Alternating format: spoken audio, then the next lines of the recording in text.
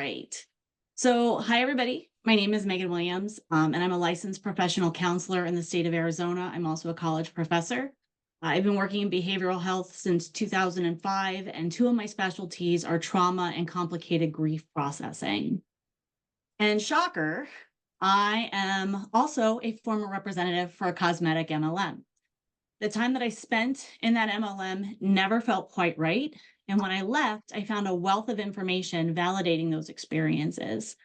One of the biggest issues I found is that there are still a lot of folks who either don't know what an MLM is, which was my personal experience, or understand how it truly works. Others have talked about some of those things. So what I want to focus on is the healing afterward. When the tornado of the MLM has stopped spinning and people are left to view the destruction that they're left with. As others have shared, MLMs use target tactics to identify a vulnerability that a person may have and then twist their recruitment pitch to address that vulnerability. MLM comes dressed up like the ultimate cure-all during the recruiting phase. Without that initial vulnerability, MLM is not possible. When folks are leaving MLM, that vulnerability may still be present for them, and several more may have been created during the person's time inside of that entity. When people decide that they want to leave, they're maybe left with this giant gap in different dimensions of their lives.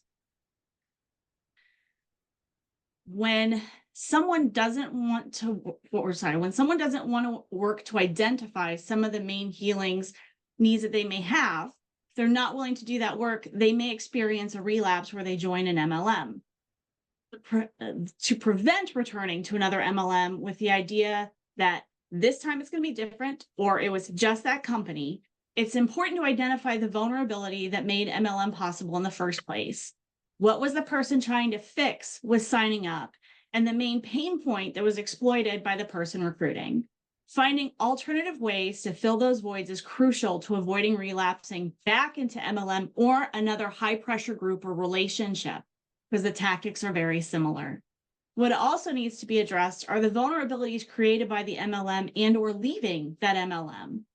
So if stuff got plugged in by being an MLM rep, when you lose those things by leaving, what does that look like? So if someone loses their social network, creates financial strain, or destroys their self-image by things they did to support their time inside of an MLM, these things need to be addressed. It's also important for the person to understand the tactics used by these entities and scammers to create the illusion and engage in indoctrination rituals. And this is where, social media activism has primarily been focused.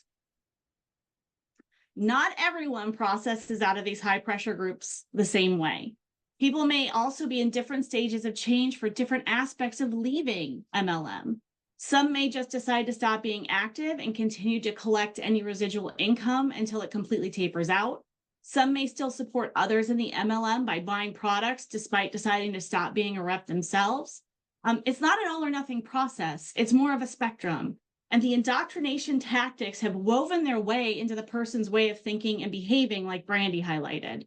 The process of becoming indoctrinated is more subtle, and it takes time, which means the process of undoing that indoctrination has to take time too. Another primary source of healing is reconnecting with the values and personal identity that may have been sacrificed while participating in the MLM. Since MLM many times ask us to go against our values or twist them to that scam agenda, guilt and shame can be long-lasting for those who've been participants, right? The victims then become the perpetrators.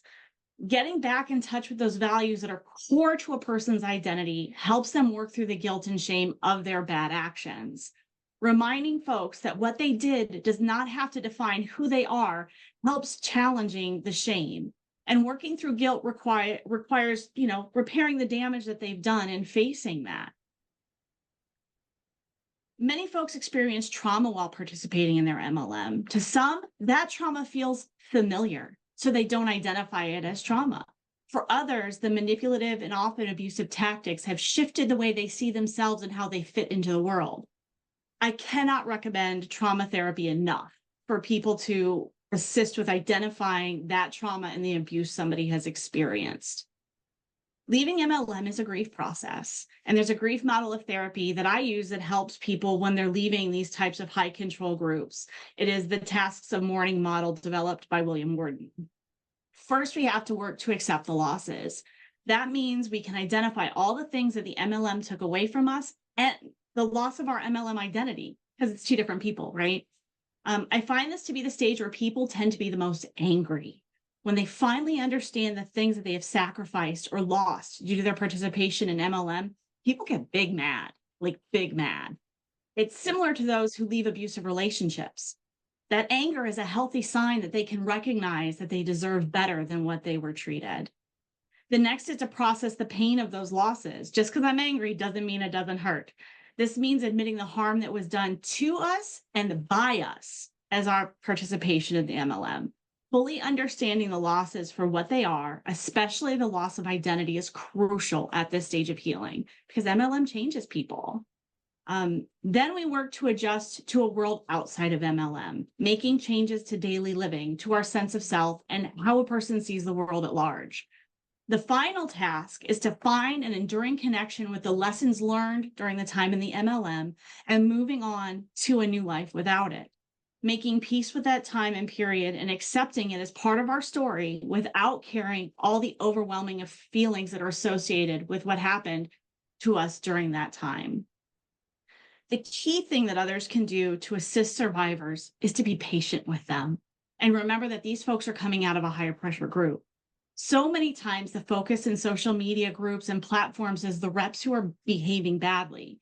We need to be mindful that most of them behave that way because they've been indoctrinated to do so. If you do what I do, you'll get the results that I got. And while the reps on social media become the main source of identification of those tactics, we have to be mindful of where they learned those tactics and hold those people to task. Healing from MLM is completely possible. Connection is our key. Connection to other survivors, connection to support groups who are willing to support and not shame or guilt.